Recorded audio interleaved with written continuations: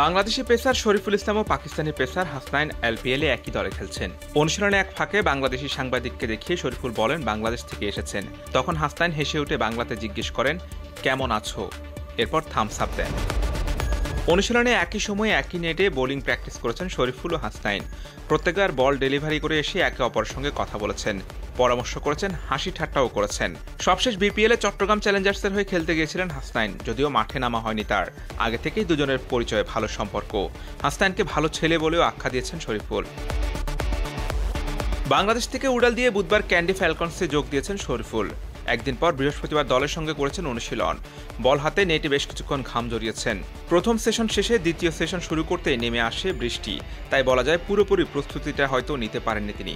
তবে যতক্ষণ বল করেছেন লাইন ঠিক রেখে নিয়ন্ত্রিত বোলিংয়ে করেছেন, মাঝে মধ্যে অবশ্য বাউন্ডারিও খেলছেন। আইপিএলে ডাক পেয়েও খেলতে পারেননি। বিশ্বকাপের কথা মাথায় রেখে তাকে নিয়ে রিস্ক নেয়নি টিম ম্যানেজমেন্ট, কিন্তু শেষ পর্যন্ত বিশ্বকাপে একটা ম্যাচও খেলা হয়নি তার। একটু কষ্ট হলেও মেনে নিয়েছেন সব, আফসোস কাজ করছে ভেতরে। তবে এলপিএলকে কাজে লাগাতে চান জাতীয় দলের প্রস্তুতি হিসেবে। দেখেন, উপরওয়ালা যেটা কপালে লিখে রাখছে সেটার উপরে তো আর কেউ কোনো কিছু করতে পারবে না। সো